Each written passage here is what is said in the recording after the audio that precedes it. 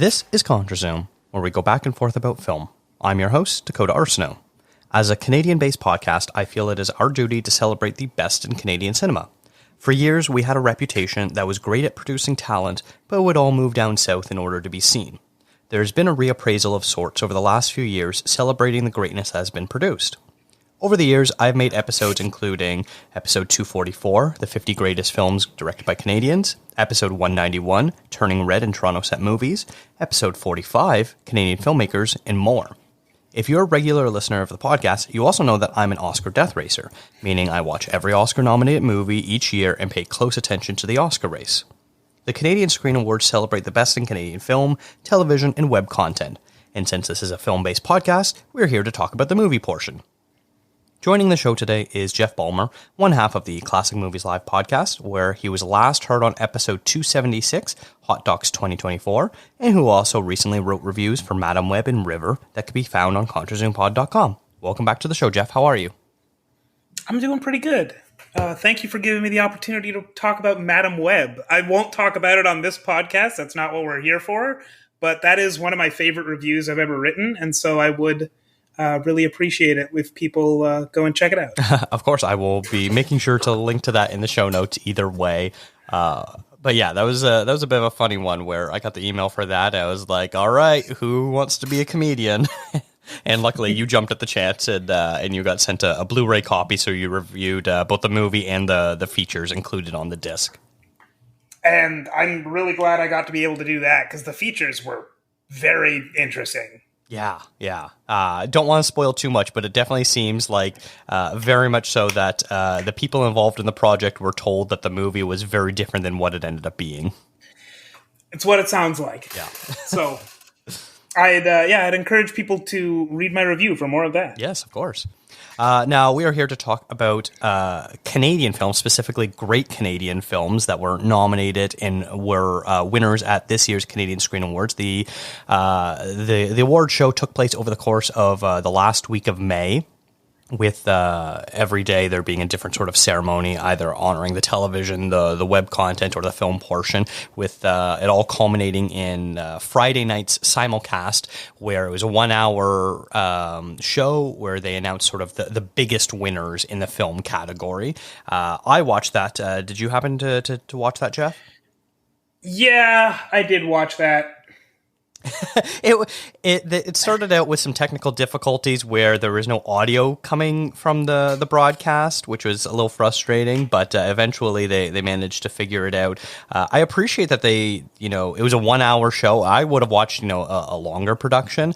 It was hosted by Mae Martin, and they gave out a couple awards like best film and the best leading performances and a couple other things, including honoring Denis Villeneuve as the icon of the year, which is a nice tribute that he got there. But overall, I'm curious about what your connection to Canadian movies are and like how you got interested in trying to watch them. I know you also are an Oscar death racer like me. Was this just something of like, well, let's watch another award show, or was there sort of a genuine appreciation that was born out of you sort of slowly seeing these movies? So, I mean, this may be somewhat blasphemous to say, but I very rarely go and look at awards shows and am like, well, I should watch everything that's in this award show. Like, I don't even really do that for the Oscars. I end up watching everything for the Oscars, and like, sort of the way that I approach watching things for award shows is I kind of look at what's there, see if it's interesting enough to like keep my attention, and oftentimes see if like I've already watched enough that it makes sense for me to go and watch the rest. And that's sort of how I come into these award shows too. Like my connection actually to the Oscars has always been, I see it as a list of movie recommendations. And they aren't always all good, but like someone is recommending me movies. I would love to see what they are recommending. This someone here is a nebulous concept of like the whole Academy, but that's kind of how I see that. And so when I'm coming to CSAs too, like this is ostensibly the best that Canadian film has to offer in any given year. And it just so happens that I actually happened to see quite a few of them anyway, and they sound kind of interesting. So I'm, interested in seeing more of the rest. Most of the stuff that was nominated, even the stuff that I couldn't see, at least looks really neat. So I was just legitimately interested in most of the things that I see on this list, the ones that I saw. And honestly, I'm not even going to say the ones I haven't seen. I'm going to say the ones I have yet to see, because there's everything on this list looks really cool to me, whether I've seen it or not. Mm-hmm. Yeah. If you're interested about stats or anything like that, I had seen 13 of the 69 nominated films. You take out shorts, I'd seen 11 of the 51, which doesn't sound like a lot, but we're going to talk a bit about sort of the difficulties of watching Canadian cinema. But overall, I was, very impressed with myself. I watched 5 of the 6 films up for Best Feature Film, which I think is pretty great. And I'm very proud that I was able to watch so much of Canadian content. And I also made sure to put an emphasis on covering Canadian films by reviewing them over on ContraZoomPod.com. And I actually put together a little blog post collecting all of our reviews, and I think there is 9 different reviews that we had published this past year. Some that I did, some that you had done, and then of course that our other writers, including Brody Cottenham, Paula Bautista, and Jay Stryker, also all did as well. Do you know how many of the films that you had seen? Before I put together, when I put together the list, when the announcements came out, I think I was at about 6, and now I am at I finished with 20 out of the 53. That's crazy. Was it 6? It might have been a little more than 6. It was, I wanted to watch way more of these than I ended up being able to before the awards, but I did not have the time to just dive into it the way I had wanted to. I managed to see all but 2 of the ones that were nominated for Best Motion Picture. Nice, yeah. I'm curious because you do live in Canada now, but you were born in the United States. What was sort of your perception of Canadian cinema when you had moved here and started getting into being the movie buff that you are now? I mean, there just kind of is no perception. Mm-hmm. I came up here and sometimes Canadian films come out, but they're so, by comparison to American films, the marketing just is barely there. Not even necessarily for lack of trying. It's just they don't. So many Canadian films just don't really get that much of a chance. It feels kind of like a regional film market rather than the Hollywood machine. It's these might as well, despite the fact that they're in English, that they're usually in English or French and are from a place that is culturally very similar to wherever I am at the moment, because I've lived, generally in the US or Canada or Germany, but that's kind of a discussion for a different day. But despite those things, these feel almost like, foreign films. Not really, just for how difficult they are to even know that they exist. And, honestly, it was hard to even watch that many Canadian films as they're coming out when I wasn't actually living in Toronto. Yeah, you are definitely now currently in the epicenter of Canadian cinema, at least in terms of English language. The fact that, some of the biggest festivals that Canada has to offer are all based out of Toronto, whether it's, TIFF or Hot Docs or Imaginative or whatever else that sort of highlights the best, of the film scene. You also have the most repertory cinemas that are willing to show films that are not just a part of the Hollywood blockbuster machine. We're not going to name them all here, but there's, countless. And as someone who's from Toronto, I love and cherish those movie theaters so very much. Other than a place like Quebec, which I would love to know more about what the actual film infrastructure is like. I unfortunately am not really film friends with anyone that is from Quebec that sort of covers the Canadian scene, but I would love to learn more about like what's it like going to movie theaters in Quebec as far as watching Quebec cinema, because it's such a different market. And for years, Canada did have a reputation of, yeah, we make movies, but the only good ones come from Quebec. You know, there's a long list of celebrated directors from Quebec who, I guess because, you know, movies non-English are able to have audiences in Europe and other parts of the world where they don't mind films not being in English. So we had this, you know, very long history of Quebec cinema being the best that Canada has to offer and sort of ignoring the English language side of it. And the more research I've done, the more I realize just how not true that is. You know, I mentioned off at the top of the show the different podcasts that I've done covering Canadian cinema, and every time I've sort of delved deeper and deeper into English language cinema as well from Canada, and I've always been so impressed by what is being made. It's shocking, and you're right. It's just, I don't know if it's a marketing issue, if it's a space issue in terms of what theaters are able to offer, what audiences want. Maybe they don't know what they want, and that's sort of a huge problem, and it's something Rachel and I have talked about a lot over the years. But like most of the films that I saw at film festivals. I think only Blackberry was the only one that I went to see in theaters just because I want to go see that. The rest of them, I believe, I saw during festivals or because I received screeners of for coverage purposes.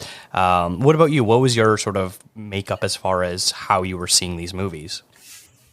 I saw the first one on this entire list that I saw was Infinity Pool, which I saw in theaters. Because I think that was, I don't know if it was an opening film or if it was like the first midnight movie at Sundance, but it came out there. Everyone kind of looked like weird little freaks. And I'm like, that seems like a movie that I'd be interested in. So I went and saw that opening day here. And then after that, I saw Blackberry in theaters twice.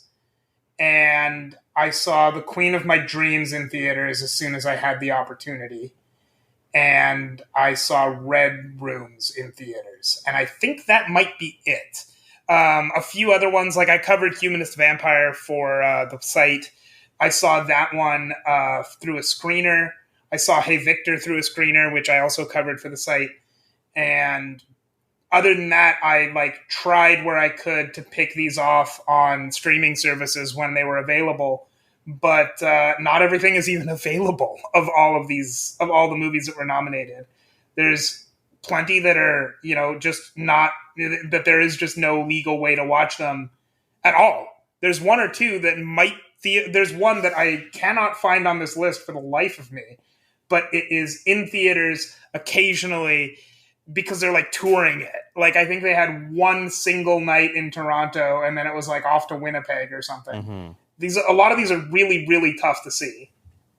Yeah. And that's the frustrating thing, is because we're about to talk about how much we really appreciated a lot of these movies. And I'm going to have to wonder how many movies have been watched by people that are going to listen to this podcast, and it's a sort of a real shame. I know a lot of the French ones are available for streaming. Quebec has their own sort of streaming service. I can't remember what it's called right now, but it's basically geo-locked to France and to Quebec, and most of the titles don't come with English subtitles. So, like, yeah, if you want to switch your VPN to it and subscribe to their streaming service, you could do that. But unless you speak French, you're kind of SOL in terms of actually understanding what you're watching, which is super frustrating. That, like, even though we have plenty of streaming services that are available in Canada, they just aren't showing these movies. I think your best option for a lot is either Crave or CBC Gem, and those are the two best bets. And like CBC Gem is only unless CBC is a co-producer on it, so like you can watch Blackberry on CBC Gem, and Crave is the same thing unless it's being produced by Crave, which I believe is a Rogers owned company, if I'm remembering correctly. So unless it's, you know, a film that's produced by Rogers, it's likely not going to end up on there too. So like, yeah, you can check off a couple of these movies, but you never be able to death race it in the same way you would like something like the Oscars. Like, I don't know I'm sure there are people who saw most, if not all, but I would say even, you and I are probably going to be some of the most hardcore people watching these movies that are just like regular people, not a member of the Academy, not voting members. And, you saw 20 and that's absolutely incredible. And I saw 13 and I'm probably 12 higher than just about every other Canadian film fan, or maybe 11 higher, because a lot of people probably also saw Infinity Pool too. Yeah, I think that most of the people I know who have seen, who like, I know what their numbers are on this list. Like if they're more than 0, like maybe, I think I have a couple of friends who have seen maybe Blackberry, Humanist Vampire, Infinity Pool, and Red Rose. Yeah. Like that's only because I recommended Red Rooms to everyone I knew right after I saw it, for reasons we'll get into. I thought it was not, I don't think it deserves to be on Best Motion Picture. Yes, we'll get into that. Yeah, and I would say Humanist Vampire is probably the one film that sort of was making waves at film festivals, where we're a part of a couple Discord groups that are big movie fans, and every once in a while someone will be like, oh hey, the Humanist Vampire is playing at my film festival, I'm gonna go check it out, or something like that. I also noticed that Letterboxd was sort of promoting it a bit too, which is really cool. But yeah, other than that, like, we're going to talk about Queen of My Dreams, a movie that you saw that I wasn't able to catch. It won 2 awards, and I don't know anyone that has seen it. Which is a real shame, because it is a very special movie, and I really wish that it had a better theatrical run. And like, I don't think it's in theaters anymore. So like, I just wish there was some way to see it, because it is a very, very good movie. Yeah. And everyone that I recommended it to, they were like, oh, is that on streaming? And I was like, no. And it's like, well, I have work tomorrow, so I can't go see it. And it's not going to be in theaters next week. So, yeah. I'm going to link in the show notes Matthew Simpson of the Awesome Friday podcast. He put together a list of where you can watch everything in Canada. It's powered by Just Watch, so I will link to that in the show notes. So if you are curious about anything, I don't know how many you'll be able to see, but you'll be able to see some of them. And so if you're interested, definitely check out that list. But let's start talking about the winning films. So there were 5 narrative films that won all 20 awards. And chief among them is Blackberry. Blackberry won 14 awards out of 17 nominations. It had the most nominations ever for a film at the Canadian Screen Awards, or formerly known as the Genie Awards. And it's insane. I think if my counting was right, they only lost 2 awards where they were not competing against each other. So I think that the final award was they had 2 nominees in Best Supporting Performance in a Comedy Film, where it was both Jay Baruchel and Matt Johnson were nominated, and Jay Baruchel was the winner. But yeah, this is the biggest Canadian film of the year. It's probably going to go down as one of the biggest Canadian films ever made. It seems to have found a fan base, not just in Canada, but in the United States as well, and across the world. It deserves all of these accolades. Like, I'm a little sad that it, scooped up so many wins, because it means other movies didn't get awards that they probably also were deserving of. But I'm also like so happy that the film was getting the recognition it deserved. I saw this in theaters, absolutely loved it. What were your thoughts on Blackberry, and specifically Blackberry winning all these awards? Well, I mean, I've actually called in to talk about my thoughts on Blackberry before. I think this is one of the best movies I've ever seen. And like, looking at some of the things that were up against it, yes, I am very sad, because I am very sad that there were also some very, very talented performers and technical and artists that, didn't get an award, but they lost it to Blackberry, which is, unfortunate, but it's like it deserved every award that it won. Glenn Howerton won for Best Supporting Performance over so many other so many other talented performers. Hannah Cheeseman, Steve LaPlante, who else was there? Naomi, I don't know how to pronounce it, Naomi O'Farrell. All three of those would have been, my pick in a weaker year. And here we have Glenn Howerton, who's just so far above any of them. And that's not to disparage any of them, because these are incredible performances. And like, that's just kind of how I feel about almost every award that I see here. It's a shame that someone else didn't win, but like Blackberry definitely deserved it. Yeah. I misspoke there. Jay Baruchel won Best Lead Performance in a Comedy. Glenn Howerton won Best Supporting Performance in a Comedy, and he beat out Matt Johnson in that same category. But yeah, you're absolutely right. Where they're all very deserving, and it's tough that there's only so many awards. And a unique thing that the Canadian Screen Awards does is the performances are first broken up by comedy and drama, and then they are also not gendered category. So there's no best actor, best actress. It's just best lead performance. So there are 8 nominees in each of the category, and films can have multiple nominees. And so it's very interesting when you sort of look at the breakdown of how this all works. I think it works in some instances, and I think it doesn't work in other instances. But overall, I don't think that's really too much of a discussion for today. But yeah, Blackberry winning so many awards is sort of crazy. And I think immediately goes sort of into the pantheon of, Mount Rushmore of best Canadian films ever made. So Blackberry obviously is the winningest film at the Canadian Screen Awards ever. But like, what did it beat out? Was the last one to win this much Polytechnique back in its year? It might have been, yeah. Because I think at the time Polytechnique was the most winningest film of all time. Because they kind of changed the categories and the way the nomination process worked. Blackberry was able to get the most nominations because there's more nominations available. So that's something that sort of works out in its favor. But yeah, I don't have. Unfortunately for things like this, unless you're willing to manually go through and count year by year and go through the history, it's not like the Oscars where you can just Google, be like, oh, interesting stats about the Oscars, and you'll get like 100 blog posts from different people that have this stuff written up. So it's a little hard to tell. But yeah, I think Polytechnique is a good time to plug your podcast there, Jeff.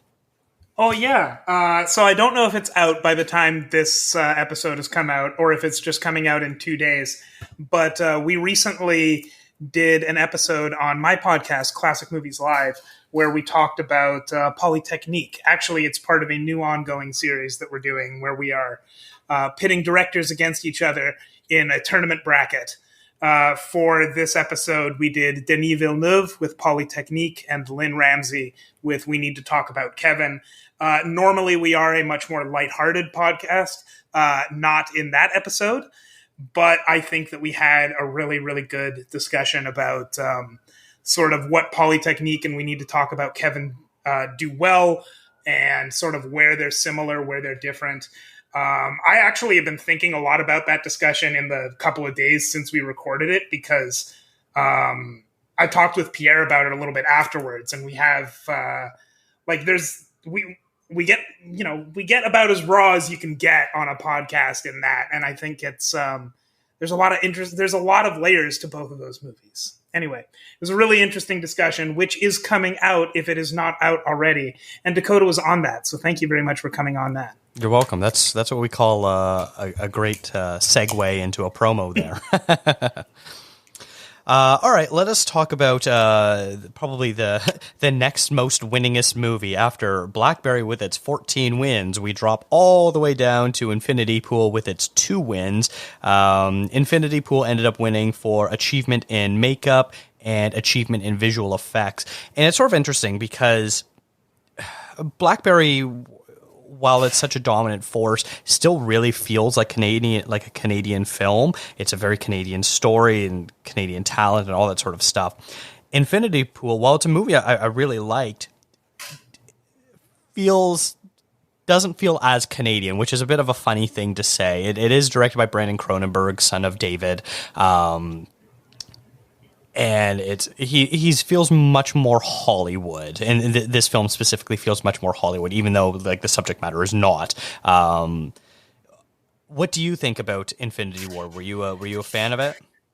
I'm not sure how I feel about that phrasing, like that this movie doesn't feel Canadian, because I don't necessarily disagree. Mm-hmm. I do think that this feels very Hollywood in sort of the way that, like, when I watch a David Cronenberg film, it kind of feels Hollywood. And like when I watch a Brandon Cronenberg film, it's, well, this feels similar or comparable to a David Cronenberg film.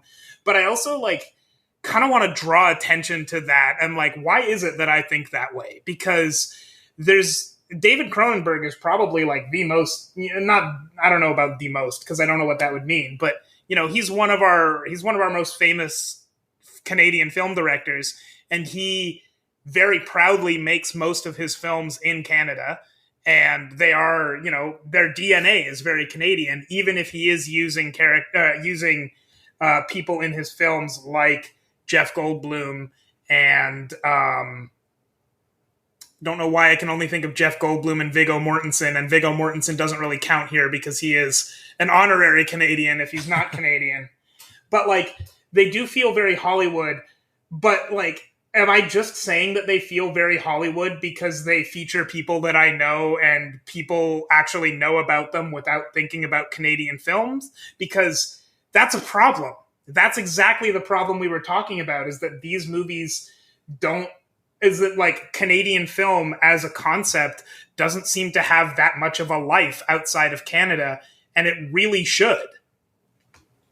Yeah, and I think it's a bit of a tricky conversation to have because, as you're saying, what makes something Canadian or not Canadian? According to the Canadian Screen Awards, it has to do with where a movie is financed and produced, and they probably have other criteria as well as a meaning like a certain amount of crew members or something like that needs to be Canadian. I'm not totally sure on what their actual standards are for receiving nominations.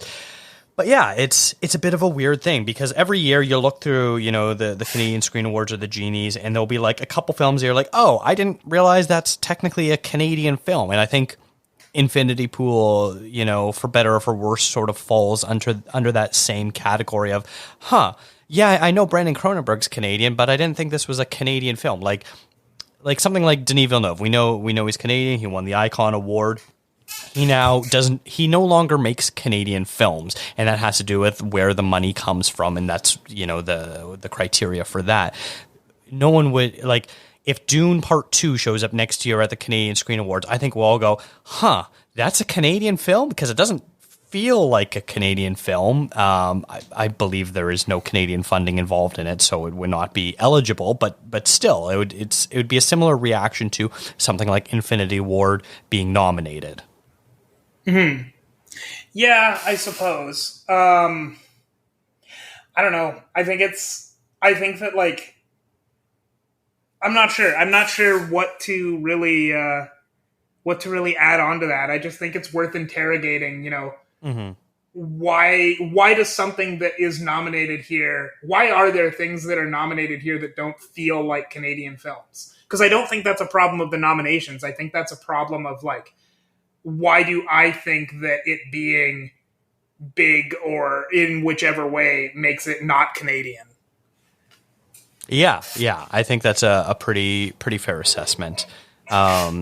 Speaking of their wins, though, they are both technical awards, and I was sort of mixed on the film in terms of I liked the movie, but I did not feel the emotional connection to the movie, so I walked away kind of feeling a little cold about it overall. But one thing I found was completely inarguable was it was a technically incredibly well-made film, and it winning best visual effects and best hair and makeup, I think are a testament to the quality of the work that went on to this film. This is, if you've seen any David Cronenberg movie, his son is definitely his son, and we get some really cool, interesting, body horror and gore and things like that, and they do a really good job with that. And so I think these are two very well-deserved wins.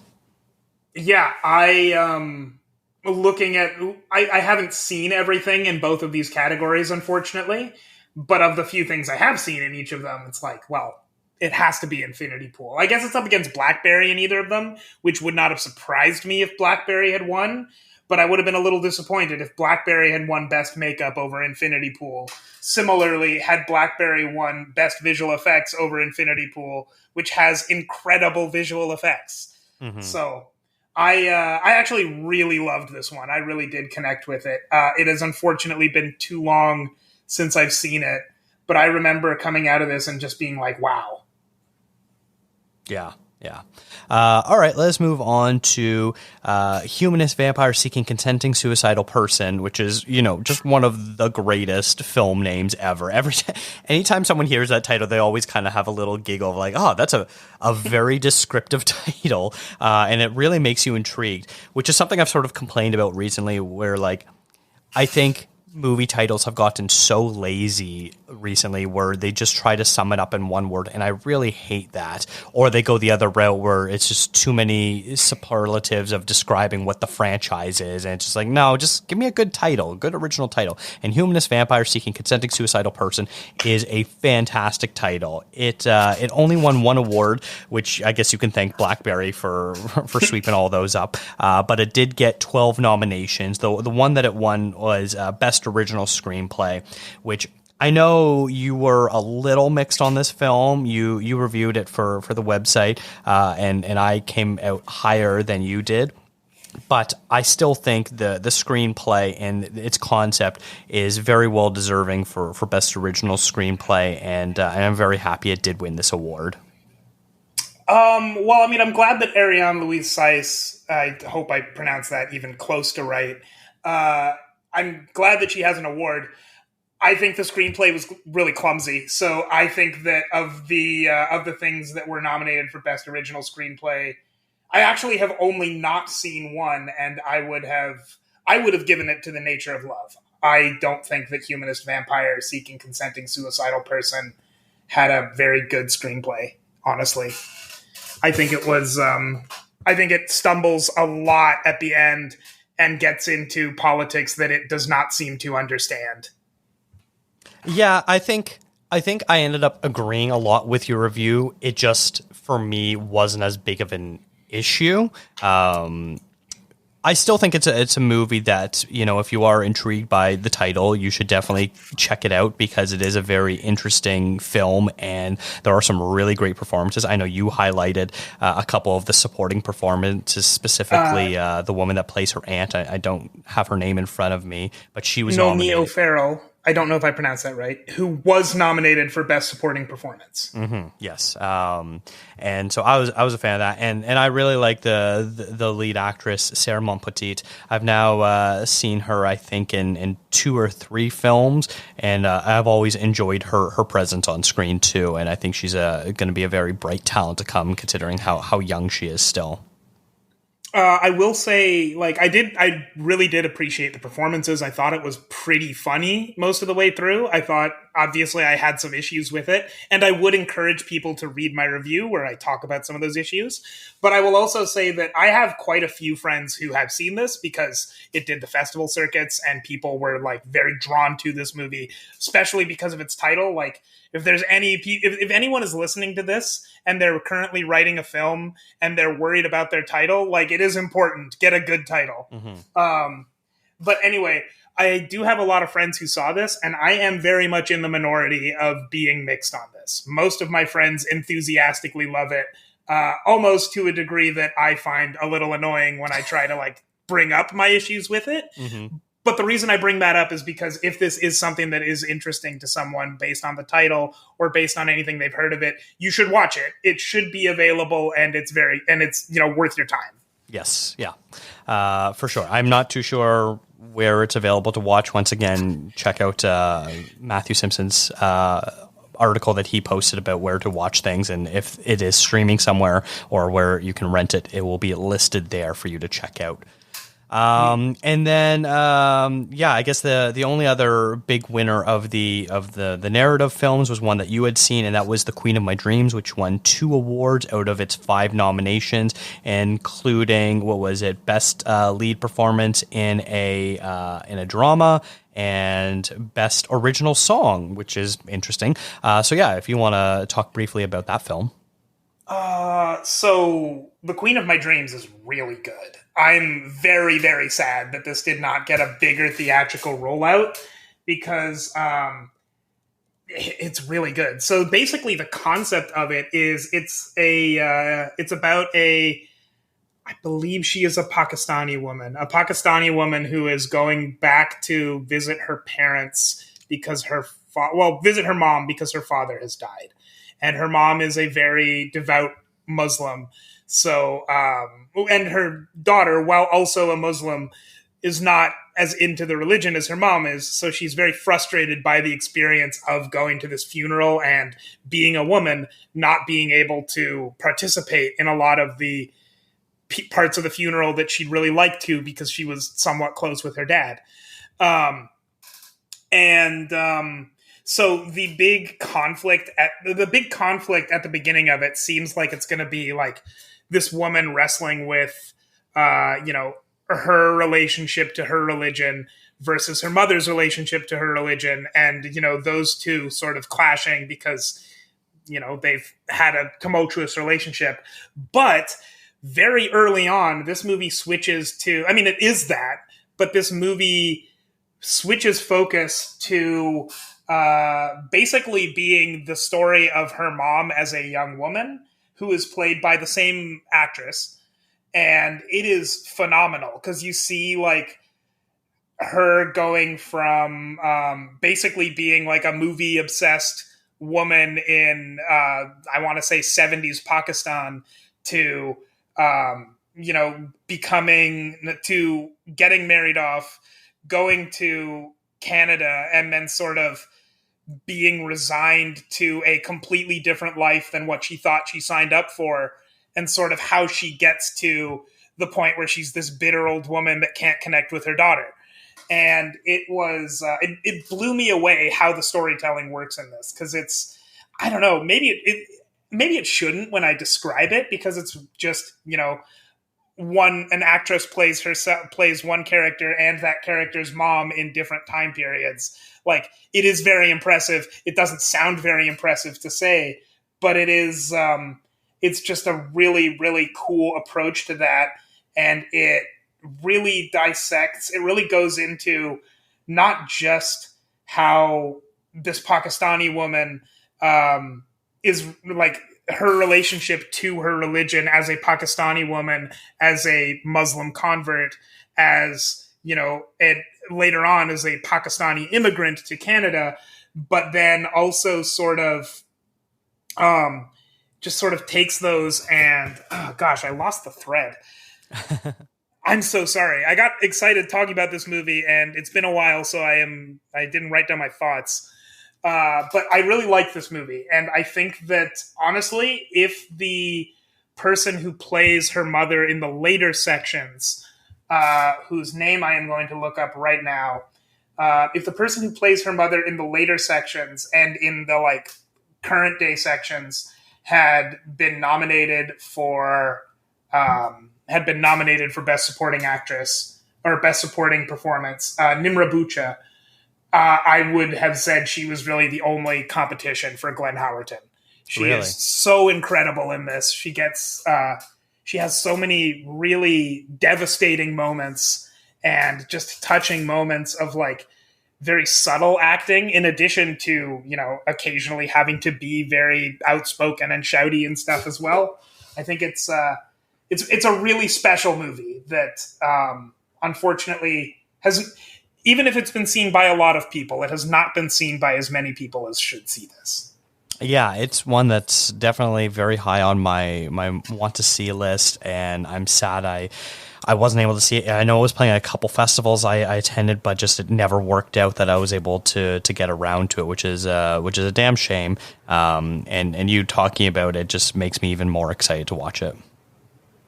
Yeah, I'm sorry I can't give a more in-depth review. But I guess what I would also say is the original song. I don't know if the original song is on YouTube for this, but original song, I think longtime listeners to your show may know that I have a lot of thoughts on that. And I think that it's a really good use of the song in the movie, because the song that, first off, the song is great, but also the song that won is also used specifically to sort of go back and forth between, like, in the framing, to go back and forth between time periods. It's really funny. Actually, you don't even see it coming, because I didn't realize this was going to be a movie about her mother's her mother as a young woman going into this. I thought this was all present day. And at one point they're driving through town, and she points to this band that's on the side of the road. And she's like, "Oh, that's nice. Look at that." And it's like, "Oh yeah, they've been here for ages." And then, like, as they're driving by, they zoom in on the band, zoom back out, same band 40 years earlier. I think it's 30, but still. So it's just a really good way of doing those transitions. Yeah, that sounds really cool. And I'm glad that the song is Jeff approved, which is a very dicey subject here. Yeah, I will say I have not heard, or I have not seen the other movies that were nominated in this category. But so I can't say if it's necessarily the one that should have won of all of them, but it is definitely Jeff approved as a winner. Excellent. All right, well, let us talk about some of the other major films that we'll very briefly circling through these movies in not as much depth, of movies that we both saw that did not receive any wins. And first up, I'm very scared to even mention its name for what might come out next. Red Rooms had 0 wins with 5 nominations, a movie that you describe as a comedy.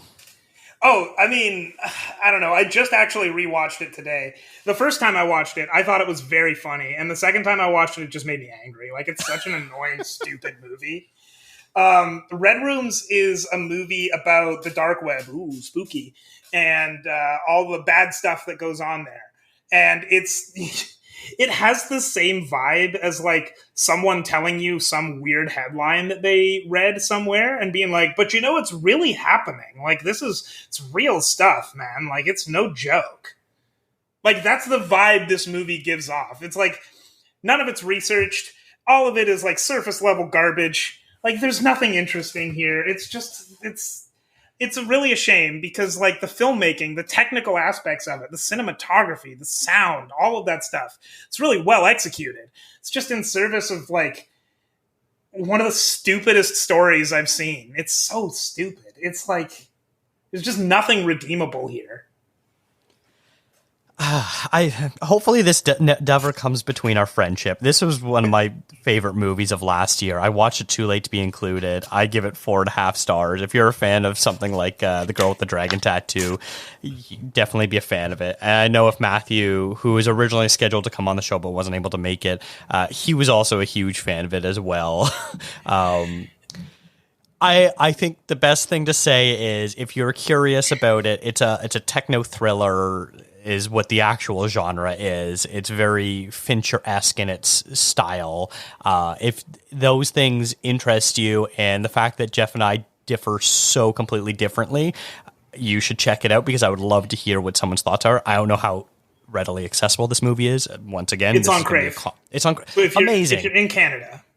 Amazing. If you're in Canada, please, I implore you to watch it. And I want to know if you think it's closer to the 1-star movie that Jeff rated it as, or the 4.5-star movie that I rated it as. I don't think I've ever been so completely differently opposed to a movie with a guest like I am right now. I think it's like, when I'm watching this, I just got like I just got no substance out of it. Like, you say it's Fincher-esque, and I guess I have not actually seen The Girl with the Dragon Tattoo, so I cannot directly compare it to the thing that everyone directly compares it to. But it's aesthetically that, but it seems very, it's just, the central mystery is not very interesting, and the characters like her motivation is that she's weird, I guess. Like, I very much understand the technically what she is doing in the story. There's a twist sort of halfway through, or maybe not halfway through, at a point in the movie that I won't spoil. And like, at that point, I guess if I was talking to someone and saying there's no substance, they might like point that out. And no, I get it. Like, I understand the events of the movie. I just think that they don't say anything interesting about the thing that it is ostensibly about. Mm-hmm. Fair enough. I don't really want to, fully litigate this, because then it might end up having to go to court like the case in this movie. And the thing about the case in this movie is there's never any doubt that a horrible crime occurred. The only thing they need to find out is whether it occurred and was performed by the person who is on trial beyond a shadow of a doubt. I actually love the first 20 minutes of this movie so much, and it's all downhill from there. All right, let's move on to our next film. I think Hey Victor is probably the next most nominated one. It had 3 nominations, 0 wins. You already briefly mentioned it earlier, where you were talking about the supporting performance from Hannah Cheesman. I'm trying to figure out what else it was nominated for. Original screenplay by Cody Lightning. Yes, and lead performance by Cody Lightning. Yes. This was a movie where I thought it was incredibly funny, but unfortunately the sum of it parts didn't quite work for me, in the sense of Cody Lightning's character is going full throttle of unlikability, and unfortunately it just kind of lives in that realm for a little bit too long for me, where, there's a lot of movies like this where it's like, prideful person, dumb person, whatever, however adjective you want to be, are so headstrong about something, they don't realize they're mistaken, and they eventually realize they're mistaken, they learn and they grow and they change and all that sort of thing. And that's what this movie is, and it does a great job using that formula and structure. Unfortunately, it's a little too long and mired in the headstrong, I'm right, you're wrong, you need to do it my way, I'm not learning anything, until when that eventually happens. And because of that, that's what doesn't work for me. But I will say, this is a hilarious movie through and through. You isolate individual moments and scenes and lines, you'll get me laughing and I'll enjoy it. Like watching the broadcast and they showed clips from it, I was like, oh yeah, that's a funny moment. Oh yeah, that's a funny moment too. And you're right, Hannah Cheesman is the real standout star in this. I think she absolutely crushes it in her supporting performance, where she is a white woman who believes she's indigenous this whole way until, there's eventually the reveal, which you can imagine what the reveal is that I won't really spoil. But yeah, it's a movie I appreciate it, but didn't love. I actually think so. I was much higher on this movie than you were, but I actually think that like everything you just described, I agree with. This is a movie that I thought was really funny. I think that all of your points of criticism are valid, and like I mostly agree with them. I just maybe they didn't bother me quite as much on the whole. I will say I haven't seen this in quite a bit, and you saw it after me, so I got your thoughts after that. After I'd already watched it. I'd be curious to go back and see if I think it still holds up to what I originally thought it was. But this is a very funny movie, and that's the most important thing. Is it's very funny, even though it is, as you described, like I'm going to say tried and true kind of plot structure, story structure. It's pretty well executed. Maybe it goes on a little too long, like you said, but I think I don't really disagree with anything you said there.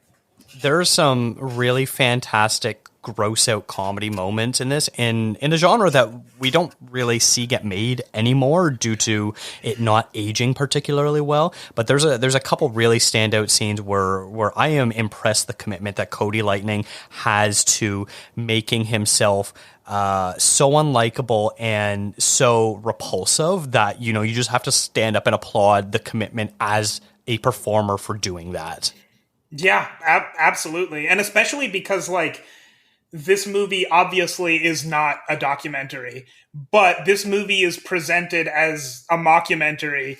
And so the character that Cody Lightning is playing is Cody Lightning. Like Mm-hmm. he's playing a fictionalized version of himself, and that was basically my introduction to him. So this is how I learned who Cody Lightning is him making himself the most unlikable person he possibly can.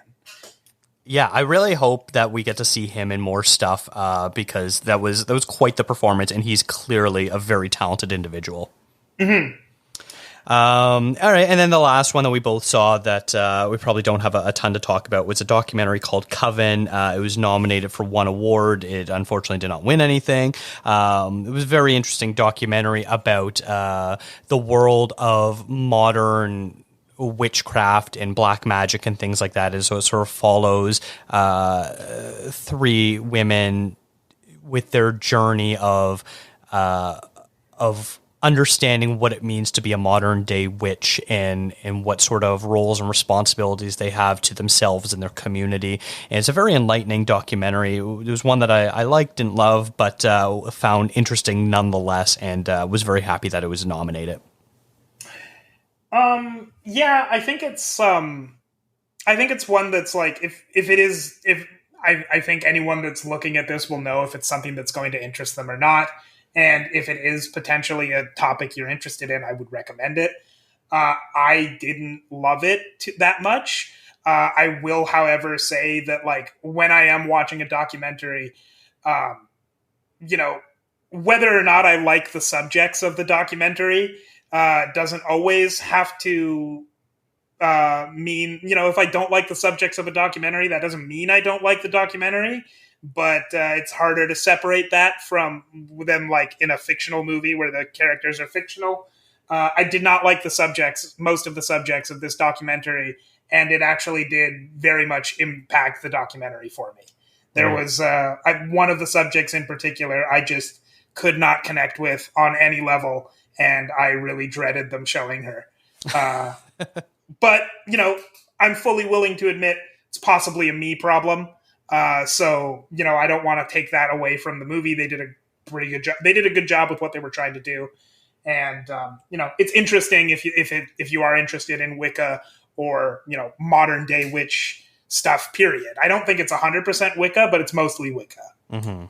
Yeah, it's definitely the type of documentary where if it's a subject that interests you and it's something you want to learn more about or already know about, you're probably going to enjoy it more than if it's a subject that does not interest you or not something you align with. So I think that's really going to impact whether or not you enjoy this movie. It's an interesting documentary nonetheless. I don't think it totally works either. It was nominated for Best Cinematography in a Documentary, which I thought was a perfectly deserving nomination for it. Yeah, it had some great shots. Mm-hmm. Okay. I guess the last one I want to talk about specifically is one of the short films which we had highlighted back on our TIFF episode from last year was a film called Motherland, which was nominated for 2 awards and it won both awards, which is really cool. I came to this because I saw that it actually stars an old college classmate of mine from my acting program, and he ended up winning Best Performance in Short Film, and that's Betash Fazlali. And it also won Best Live Action Short Drama, which is, I think, totally deserving. This was one that you had came on the podcast and really raved about it, and I watched it too and really appreciated everything it was doing. And so I'm very happy that it won 2 awards, and I'm so happy for my old college classmate Betash. Yeah, I was very happy to see this one win. I don't want to follow that up with a but. I have other things to say about the shorts, but I do want to just highlight it's really great that Motherland won.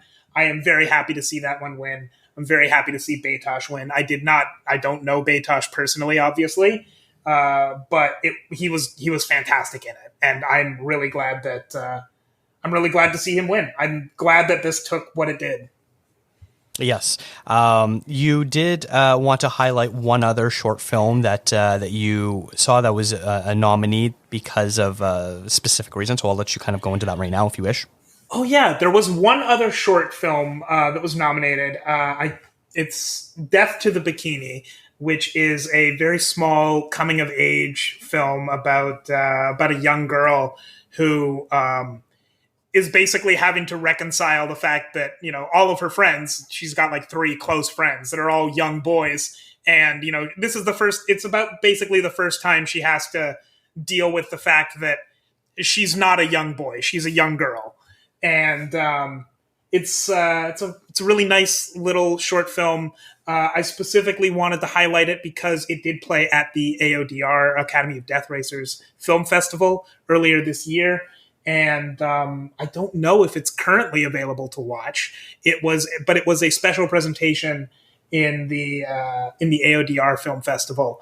And gosh, I really hope people. I'm highlighting that, and I don't know if I can send people to anything. I mean, go check out the AODR Film Festival, but it's not currently going on. So I do hope that people can see it, and I do hope that people will come and check out the AODR Film Festival. Because you have to. We're essential viewing for the Canadian Screen Awards. Yeah, that is apparently true. It's also essential viewing for if you want to get a head start on your Oscar death race, because they had quite a few films that were playing the festival that ended up getting nominated. So that's a nice little plug for the AODR Festival, which I know you are heavily involved with. But I did sort of, yes, I am. And thank you. And please go check it out. But in saying that, the other main thing that I just said when I was trying to plug that festival was that I don't know if you can see Death to the Bikini anywhere currently. Maybe you can. But since the AODR Film Festival is no longer going on at the moment, you can't see it there. But this is probably the reason I bring that up again. The reason I reiterate that so many times is because the shorts categories, I was really disappointed in how difficult it is to see anything in these shorts categories. Obviously, in the Oscars, with the Oscars, oftentimes the hardest movies to see are in the shorts categories. So it's not surprising that these would be the most difficult categories to see everything in this year as well, or at the CSAs as well. But it is really difficult, and I wish it wasn't. I really wish there was a better way or a better distribution on a lot of these shorts. There's one specifically I was interested in called Zug Island, which cannot be seen, period. It's just nowhere to be seen. There's just no way to look. There's just no way to find it. And, these do the festival circuits, and that qualifies them. But I really wish there was, better distribution for honestly all of the movies that are nominated here, but especially for these shorts, because all of these sound so interesting and I can't see any of them. Movie Friends is a film podcast for everyone, where 2 friends discuss some of the greatest films. Yes, Michelle? Did you rehearse that? Well, I'm reading it off a script for the commercial. It's really not a commercial, it's a promo, but oh. Did you really think a script could describe our show? Words are generally what are used to describe things. No, so yes. No. Our show is fun. It's all about the dynamic between you and me and how you're a movie guy and how I'm definitely not a movie guy. But you are like a movie guy. No, and we talk about movies and we talk about life and cats and we're joking all the time. People listen for that stuff, not the movie stuff. Right, but the movie stuff is that's the stuff. Wow. Maybe you should have rehearsed this more. Movie Friends. It's a podcast about film. It's a podcast about friends. Listen and subscribe wherever you get your podcasts and follow on Instagram, Twitter, YouTube, and Patreon at Movie Friends Podcast. We want to be your movie friends. All right, let us now move over to films that that only one of us saw, and we'll just quickly sort of talk about a couple of them that seem interesting, that we think are worthy of checking out, that were nominated. So I'll start things off with a movie called Fitting In, which was nominated for 2 awards, which was for art direction / production design and casting. It was a really really funny, sweet coming of age story directed by Molly McGlynn about a teenage girl who realizes that she has a condition with her uterus that causes her to not be able to have sex, and so it's a coming of age teen story, and that's something that is very important with young people, and so her trying to navigate that world. It also co-stars Emily Hampshire as the mother, so if you're a Schitt's Creek fan, you likely know her. And if you watch Reservation Dogs, DeFaro Wunatai is the male lead in this as well, which he does a great job. But Maddie Ziegler is the female lead, and one that I highly recommend. And also, interestingly enough, it was the DOP on this film was someone that I actually went to high school with. So Nina Djakic, I apologize for mispronouncing your last name. I do not know how to say it. It's been a very long time. She filmed this movie, which was really cool. That I didn't know when I was going in that she had worked on this. So huge shout out there. What's the first movie you want to shout out, Jeff? Probably The King Tide. This was one of my favorites that was nominated, that I had as soon as I saw the first trailer for this, I was very interested in it. It's a story about, it's really interesting. It's a story about like a small island somewhere in the Maritimes. It kind of seems like it's off the coast of Newfoundland or Labrador. And it's sort of it's a commune that lives separately from the mainland. And at one point they acquire, I guess, like a little girl Isla washes up on shore who has the ability to basically heal anyone that's near her. And like she brings abundance. So they sort of like form this little cult around this girl. And it's about, it's about what happens when, the person that, this basically super powered girl that they have formed their entire existence around, their entire society around, starts to lose her powers. And it's a really interesting look at sort of, it immediately gets to the heart of how do people on the island see both their being on that island, their being sort of away from normal society, and how do they see this girl at the core who they all have, this fabulous relationship with when everything is going well. But as soon as things aren't going well, is she a tool? Is she a girl? Is she something else entirely? What are they doing on this island in the first place? So it's a really interesting look at that and sort of how this society, not explicitly breaks down, but just sort of how it starts to deteriorate when, the one thing it's built on has a bad day. Sorry, go ahead. I was just going to say, this is probably the film I most wanted to see that I wasn't able to get around to. I tried to get a screener, but I was unsuccessful in that regard. And just hearing you talk about it even more just makes me even more excited to eventually watch it. Yeah, it has fantastic performances from, is it Aiden Young? Aiden Young was nominated. I'm trying to think if he was the one that I'm thinking of, but it has fantastic performances from the whole from the whole cast, really. Aiden Young and Frances Fisher were nominated for their roles in this, and deservedly so. Aiden Young is. There's a few other people. The person I'm thinking of, whose name I cannot remember, is the guy who was in The Killing of Two Lovers. He's in this movie as well. Clayne Crawford. And fantastic performances. It's got some really beautiful shots. It's like, I think it's all shot in Newfoundland, and Newfoundland is beautiful. So, a really beautiful set, really beautiful environments.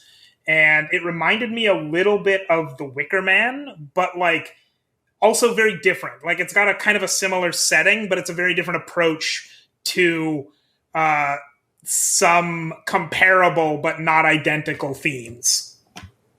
Wow, yeah, I'm so excited for this movie, and it was one that had a brief theatrical release and probably got one of the wider releases of movies that were nominated at the CSAs, but wasn't one that I was able to get out to see, unfortunately. It's one I went to see this in theaters, and when I went there, the ticket taker, he saw my ticket and he said, "Oh, I'm so glad you're seeing this. It is such a beautiful film, beautiful Canadian film. Thank you for supporting Canadian film. It's right over there. I hope you love it." And it's very rare that a ticket taker will like hype up the film I'm about to see in that way. That might be the first time that's ever happened, actually.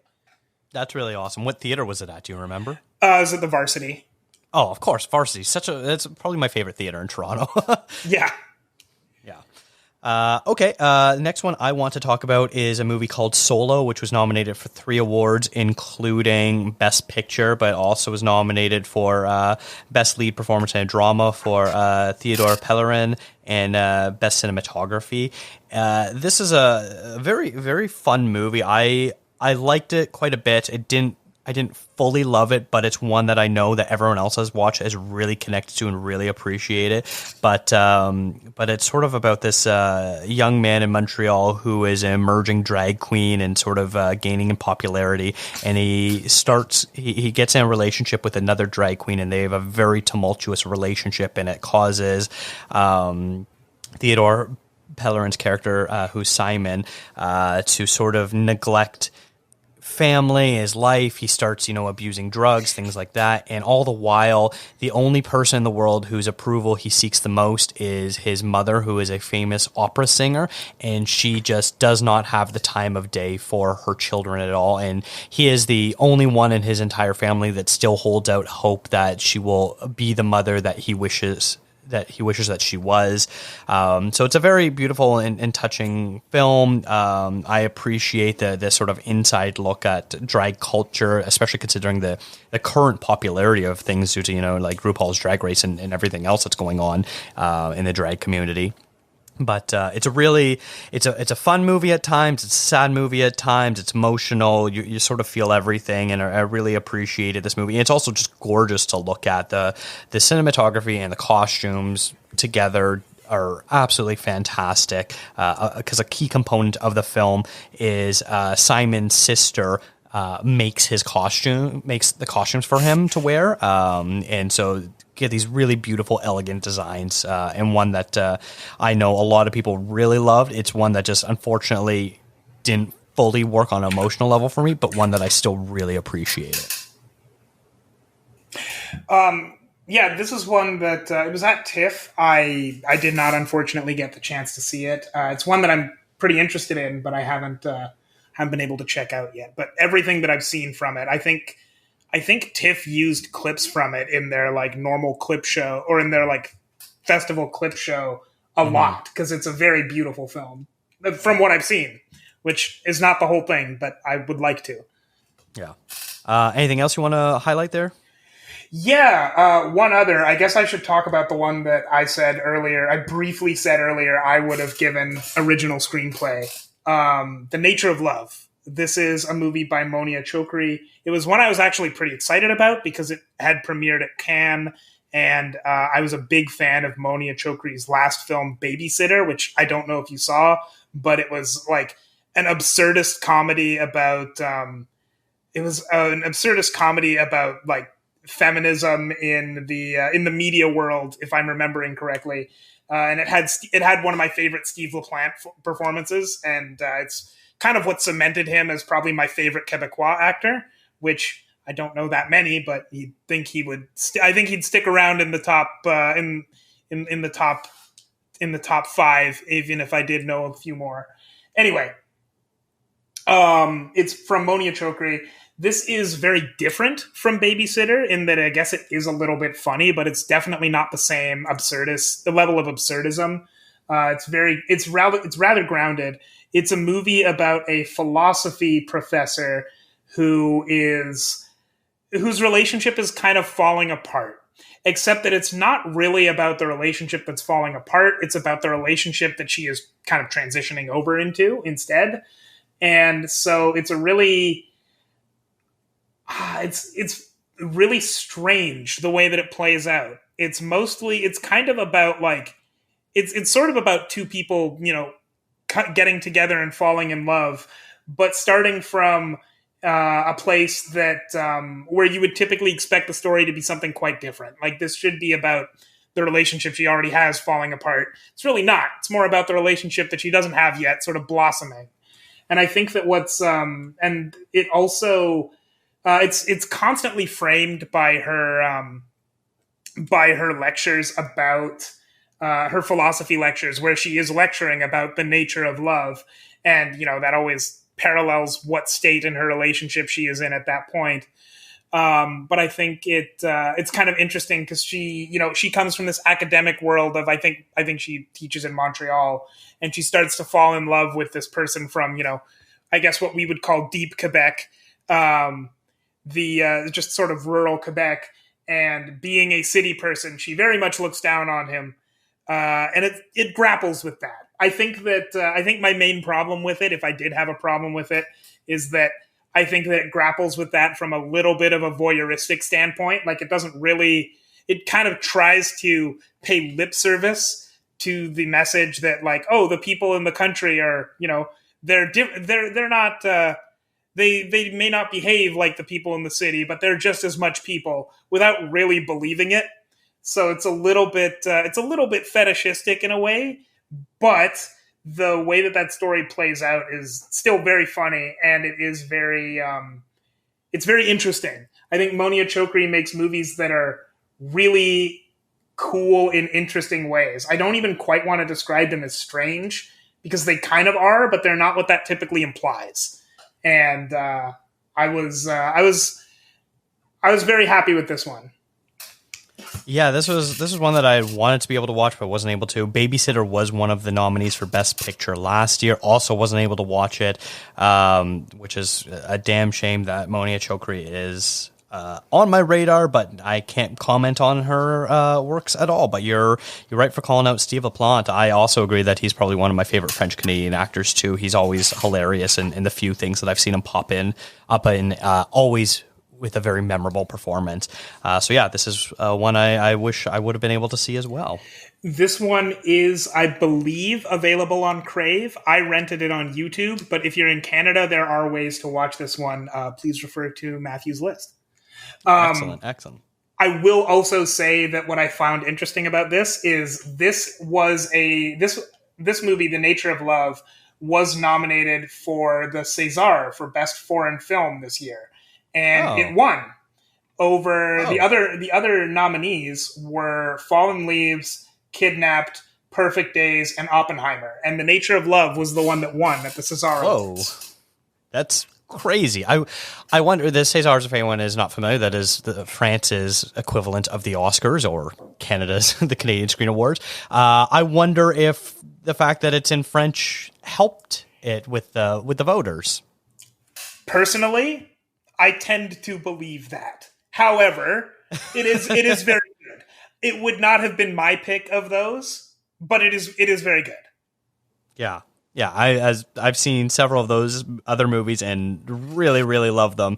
It's also, funny that it beat Oppenheimer. Of all things, right? Yeah. Yeah, of all things. Okay, and I think the last one I'll very, very briefly touch on is a movie called Polaris, which is hilarious because I actually saw it 2 years ago at, I believe it was Fantasia Film Festival, and did an interview with the director, Kristen Carthew. And here it is, nominated 2 years later at the Canadian Screen Awards for Best Achievement in Makeup. And I believe it has to do with when movies get their theatrical release, because it only had its theatrical release in the fall or something like that, or whatever. The qualifying run must be to be eligible for this award. The award show. It's a really cool post-apocalyptic film that's mostly silent about a young girl in the territories who gets kidnapped by a band of marauders, and she has to escape to try to find her mother, who is a polar bear.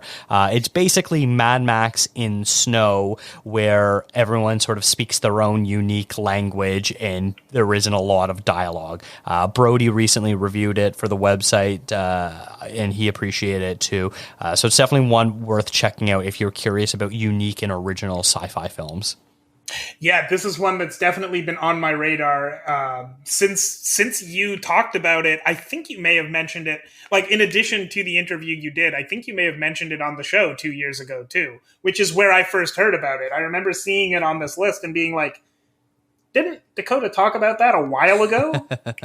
Yep, I sure did. But I am glad that it still was able to pick up a nomination. Hopefully, a few more people were able to check it out. Do you have any other films that you wish to highlight, or is that about it?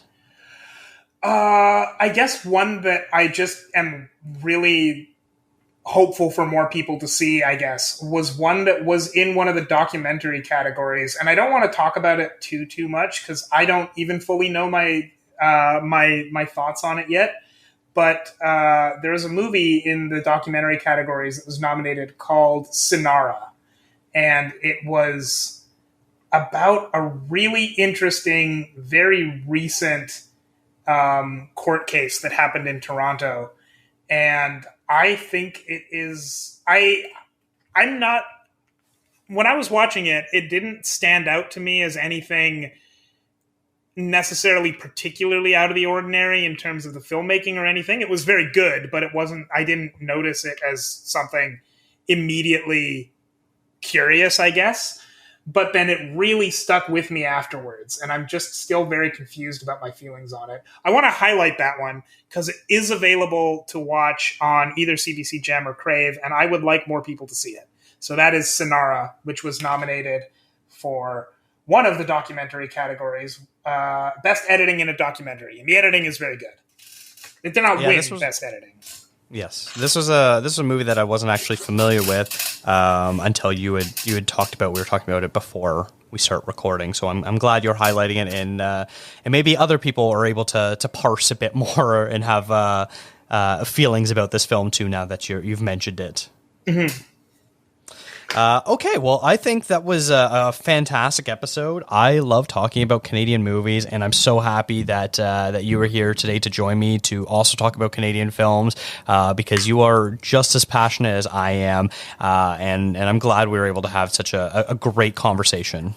Yeah, thank you for your kind words. I also, there are very few opportunities to talk about the King Tide and the nature of love and Infinity Pool that I get. So I'm always happy to talk about, just about any movie I see. And I think we've highlighted it several times. Unfortunately, Canadian movies don't often get get as many eyes on them as they should. And they should get a lot more eyes on them so that I can talk about them with more people. Well, we're doing our part, and hopefully we'll keep doing our part and change the conversation. Mm-hmm. All right. Well, Jeff, where can people find you? What have you got going on with the podcast? I know we were talking about earlier the next show. I am obviously on it, but can you give us any more insight on what is to come for the Classic Movies Live show? Yeah, so as we've said before, and as Dakota just said, I'm one half of Classic Movies Live. My other half is Pierre, who probably has not seen quite as many of these movies as I have. But we typically go back and forth, or we typically talk about movies that just came out. Sometimes we talk about other things, and we are trying to sort of branch out and, talk about more things. We have a couple of different formats that we really like that where, the difficulty is that they require a little more research than we are often able to give. But we recently brought on a friend of the show, Callum McNabb from Scare Introducing, to talk about Ghostwatch and to talk about sort of the morality of mockumentaries, which is kind of interesting. It wasn't just like mockumentaries in general, but we talked very specifically about sort of like that kind of big event mockumentary. And coming up next week, we're actually going to talk about a Canadian film that just came out that I'm very excited to talk about because I just saw it yesterday, and I won't spoil it. Well, maybe I should spoil it. We're going to talk about In a Violent Nature, which I just saw yesterday, which was really strange. I haven't seen a horror movie quite like that, but it's also made by a person that I would really like to call friend of the show, but I got to reach out to him and see if I can ever get him on the show first. So we're going to talk a little bit about Canadian movies, or a Canadian movie.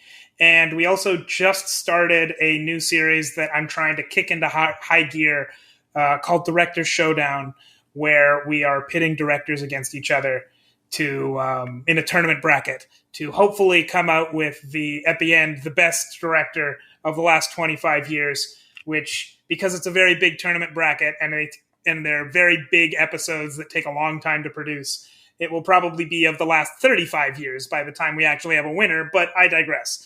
The first episode of that came out, or will have come out this week, and Dakota was on that, and it was really good. It gives me a lot of hope for the future. Not that I was worried, but I am very, very excited to keep doing more of them. Yeah, we didn't talk about it on your show, but you were kind of telling me about the idea and asking me for some advice on what movies should be picked and what sort of themes pop up, and it made me very excited about the series that you and Pierre are going to embark on, and I can't wait to continue listening to them. And I'm sure, I know you want to have more guests on specifically for that series, so I think I'm really excited to see what your conversations end up as. Yeah, and if anyone who is listening to this thinks that sounds really interesting and wants to know more, please reach out. You can reach out to me on Twitter at UBCOCML, where I am not as active as I should be, but I try to at least promote our stuff. I follow some cool film accounts. Sometimes I'll say something hopefully not too stupid, and that's actually where I try to find other cool podcasts. So if you're hearing this and you are interested in either my podcast or my ideas, you can reach out that way. And if you're not interested in that, tell me what cool podcasts I should actually check out, and what other kinds of who else I should look into as far as, film critics. I'm trying to get more film critic friends. So please reach out on Twitter if you are available, or if you'd like to, at UBCOCML. Excellent. I will link to all of your socials and where to find your show in the show notes.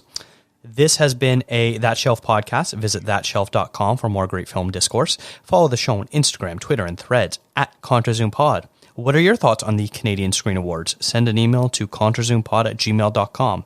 Thank you to Eric and Kevin Smale for the theme music, and to Stephanie Pryor for the logo design. If you like to listen to podcasts on YouTube, we do post all episodes there as well. And if you really like the show, consider tipping us on coffee. Thanks for checking us out.